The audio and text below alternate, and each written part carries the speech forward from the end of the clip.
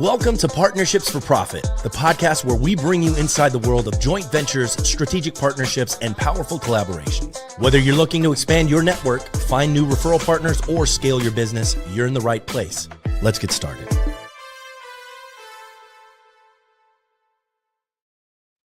Hello, and welcome back to another episode of Partnerships for Profit. I'm your host, Ana Del Rio, and this week we're joined by Lindsay White, Executive Coach and Fractional Chief People Officer behind High Voltage Leadership. She's known for helping founders scale without burnout using her LPC Method, focus on leadership, people strategy, and culture. Get ready for a powerful conversation about building teams that actually help your business grow. Thank you so much for joining us, Lindsay. It's my pleasure. Great. I'm so happy that you're here. And I kind of just want to jump right in. Go ahead and tell everybody, about yourself. Take a couple minutes to tell us how you got your start and all that fun stuff. Yeah, thank you. So I have been in the HR strategy space for almost 20 years, as well as working with C-suite executives and senior leaders, really helping support them become the impactful leader they want to be. So like many of us, I started in a corporate space and then recognized that actually wasn't really serving me anymore. So started my own practice, High Voltage Leadership, about 7 years ago. And what I get to do now is work with the most incredible, high energy, high passion entrepreneurs who are experts in their own field, right? Really bring so much knowledge and experience to the space. But one of the places that they may not be an expert is when it comes to, how to lead and grow and build a really high performing team. That's something that can be a little tricky. It requires some real nuance, building those cultures where people really feel like they belong so they can deliver. And that's what I get to do now, is work with these incredible people who have big plans, big ideas, and they need the right team behind them in order to do that. That sounds perfect. Well, how do you help them then? Yeah. So what I do is focus on a couple different things. First of all, their individual leadership. So how do we help them find a real place of authenticity? We hear a lot about what we should be as a leader, but actually it really starts from within. So, really getting them connected and grounded to what is leadership for them? How can they show up in, really as their best self in those moments? Bringing things like their own values, their own purpose into that space. That's what gives us a lot of passion. And then combining that with some skill development, right? How can we actually be a great leader?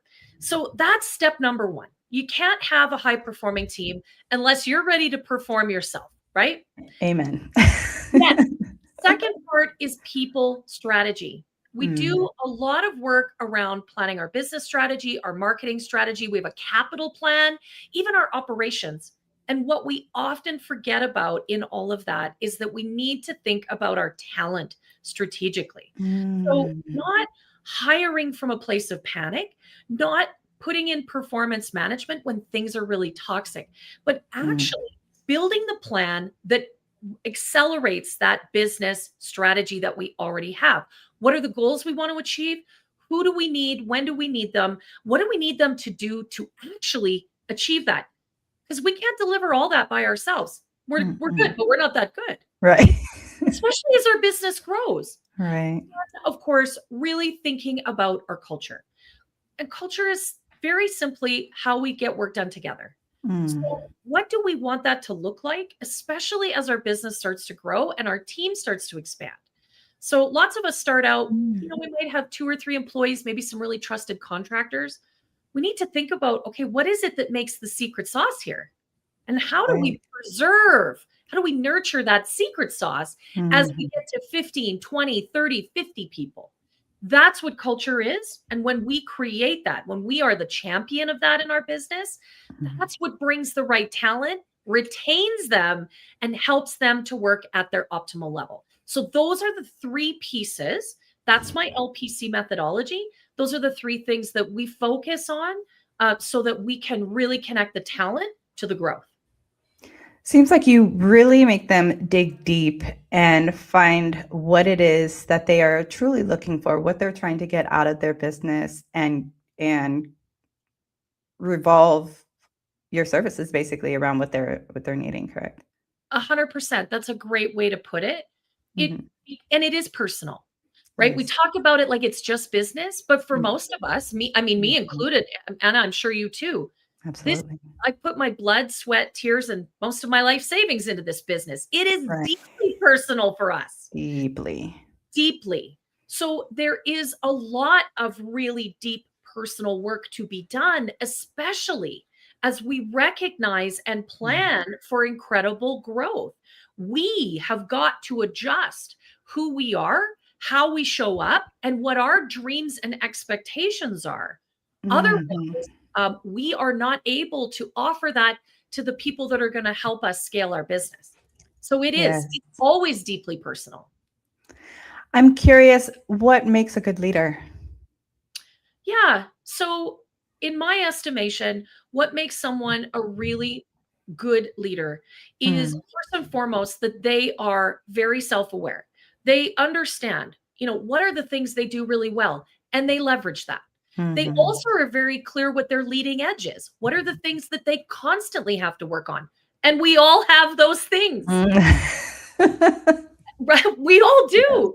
And Mhm. they are deeply committed to continual growth in those areas. There's someone who loves to learn. There's someone who is deeply committed to being an effective listener, like not just Mhm. listening to hear the words and respond, but listening to connect and really understand. There's someone who invites feedback, and it's not the performative feedback. They want Mm. to know what other people think, and they want it straight and real. And then they understand what their role is in terms of how they can enable others to grow as Mhm. leaders, because that's the most important job. Wow. Wow, you're dropping nuggets of truth Oh, here. thanks. Yeah, that's awesome. I'm glad. So you're talking about founders going from chief everything officers to like to Yeah. CEOs. What's the moments most leaders realize they're stuck and what's really behind it?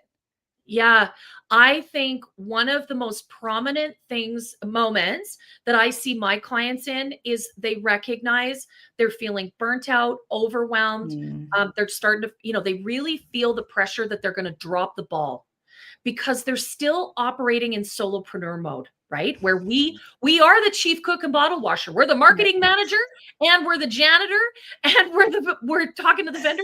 We're doing I love it. and there's an inflection point where Mm. that just doesn't work anymore. And Yes. yet they don't know. They really cannot see past what is happening in the immediate in their business to understand who do they need to help them? What are they going to get that they know they need help, but they really Mhm. struggle to understand what they need help with. And of course, how to let go, how Whew. to create the system so they can delegate effectively and also have the communication they need to feel comfortable and confident that other people are doing the work. That is the moment that almost all of my clients bump into. And that's where the work becomes really critical. And also, they're highly motivated. Ooh. You said something that I'm sure kind of sends chills up and down like entrepreneurs' backs in letting go, Letting go. letting somebody else, Yeah. take on a task that, I imagine that that's very difficult. It is for a lot of people, and it's what happens as the business really starts to grow and scale is we Mhm. become the bottleneck. And we Mhm. still want to be in this chief everything officer mode. We think we need to have the fingers in all the pies. The truth is your business can't grow if you keep No. touching it. You Right. have to let it go. So that's where the deep personal leadership Mhm. coaching and executive coaching work comes in, is actually embracing that change, Mm. stepping into that space and doing that in a way that you feel supported because it's scary. And also that your team can actually embrace taking on the things. Mhm. You can just dump it on them. They don't know what to do either. You have to step your way through that. That's Right. when coaching becomes really valuable. And then, of Mm. course, the people strategy really starts to come into play. What is the biggest myth though entrepreneurs believe about like hiring or building a team that ends up costing them like more time, money, and energy? Yeah, the biggest, sort of the biggest lie, I think, Mhm. is especially early on, that you have to hire a VA. That Oh. is the solution to all your problems, is just hire a VA. And my conversation is, actually, let's understand all the things you're doing. Let's Mhm. then understand what are the things that you need to be doing, the things that you're really good at, the things that actually drive value to the bottom line in your business. Mhm. And then let's sort through all the other things. So are some of these things still business critical? Who has greater talent? What's the skill Mm. set? How do we combine some of those things into an actual real role? Because you can't just put them all in one role, hire a VA, and expect everything from graphic design to bookkeeping to get done effectively. That Right. doesn't happen. Those people don't exist. Those are Right. different skill sets. So let's actually pull this apart. Let's sort through it in a way that makes sense. And let's design roles so that we Mhm. actually know who we need to hire, when we need to hire them, whether it needs to be an employee or it's a consultant or contractor. And then how Oh. much time do we need? Right. So Right. Right. perhaps it's hiring someone or outsourcing our bookkeeping. That's going to save us 5 hours a week. So what is that? 20 hours a month. That's not hire a VA. Let's find a bookkeeper or a firm that can actually suit your needs, right? Wow. No, that's very true. And focusing on what it is actually needing helps to keep your vision in line Yes, and, going in the right direction. So it makes exactly. complete sense. Yeah. What is a small shift a founder can make tomorrow that completely changes like team culture? Yeah, great question. Mm. I think the thing that we could all do that will have the greatest impact is we can listen more effectively. Oof. Get curious, ask questions, and then Mhm. use your ears and your mouth in the proportion they exist on your face. Here's Shut first. up. Yeah. Stop talking. Stop it. Right? Plan Right. No, some seriously. time with your team. Mhm. Get clear on what you need to know. Ask the question and zip your lips. They Mhm. have data for you. They have information. They are the ones that are up close with your clients or your delivery model or your vendors or your marketing. Listen to them and internalize the information and get curious. Mhm. We can all do that. And we can do that. We don't even have to wait till tomorrow. We can do it this afternoon. How big of an obstacle do you feel that this is with change in the office? And just Yeah. that, yeah, the whole like ego again, like, do I Yeah. really need to listen to these people? Like, do you find that it's a pushback that oh wow. Words were hard right there. That you receive a lot of pushback when it comes to that. Yes and no. I Mm, I think more so than I don't have to listen to these people, because I think entrepreneurs are always smart and they're always ready to of pivot. course. Mhm. I think more than pushback, it's, "Oh, wow, why didn't I think of that?" Mm. Or, I feel like I'm already listening to them. You're not. You're not doing Right, it enough. right. Again, you're listening to reply. You're running through the check. Yes. Oh, we meet every week. You're running through the to-do list. Mhm. You're getting an update. You're not actually getting curious. And Right. that's what I get a lot is, "Oh, I meet with my team regularly. Mhm. I'm always listening." No, no, it's performative what you're doing. What I Right. want you to do is actually come with great open-ended questions, ask the question, and really lean into the responses. Mhm. Yeah. Tell us about somebody that you've helped. One of their transformative stories, one of those ones that you kind of, stick with you. Yeah, I'm working with a client right now in my accelerator program, and she is a very successful mortgage broker, among other Mhm. things. And she's got several lines of business. And in fact, it is her team and the team structure that's getting in the way of that particular line of business growing. And Mhm. so the work that we've been doing this fall, first of all, is about her and how she is leading. So again, moving out of a lot of the day-to-day work, Mhm. restructuring the team and retooling that team so that they can actually accelerate the way she's accelerating. They could do more business, but Mhm. the structure and the individuals and their skills on that team are what's holding that whole business back. Mm. So that's what the work that we've been doing, again, combining the leadership for her and what that looks like, the team structure and strategy, as well as, hey, you have a really great culture here. What does that mean? What does that look like? How do we articulate that as Mm. we add new talent? Who are we looking for? How do we do the work here so we know we can say, if you love doing things this way, you're going to love working here. And here's why. Then we're going to bring in people that are like, this is the best job I've ever had. I've been waiting to work in a place like. Mm. So that's exactly the work that we've been doing. And most importantly, she's going to be prepared to lead that growth in a really fabulous way that doesn't overwhelm her. Mm. When did you find that this was your calling? Like at what point? What was that pivotal point? It's such a great question. So when I left my corporate HR job in 2017, I actually had a bit of a sour taste in my mouth. And I thought, I don't want to do coaching or consulting anymore.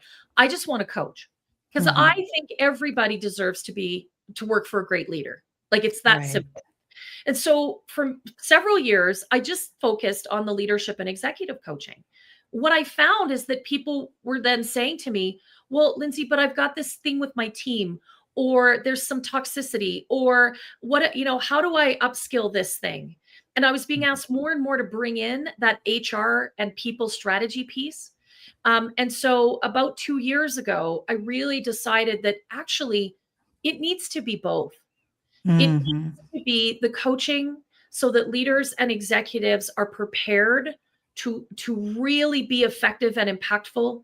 It needs to combine the strategy around the talent, and we need to wrap that all in really incredible cultures. And so that really, about 2 years ago is when the LPC methodology really started to land for me. It's very personal for you, though. I can tell by the way how passionate you are about your speaking, in regards to the Yes, topic. It's very, you could tell that it's personal. So I thank was you. very curious as to Thank you. where it came from and where, the person behind this whole Yeah, method. That's wonderful. thank How you. how can everybody find you to get Yeah. your help? Yeah. So you can find me at highvoltageleadership.com. I spend a lot of time on LinkedIn and I love to connect there. Oh, So I'm, great. I'm Lindsay White. You can come and find me and let's connect on LinkedIn. You can find me on Instagram and that's at High Volt Leadership.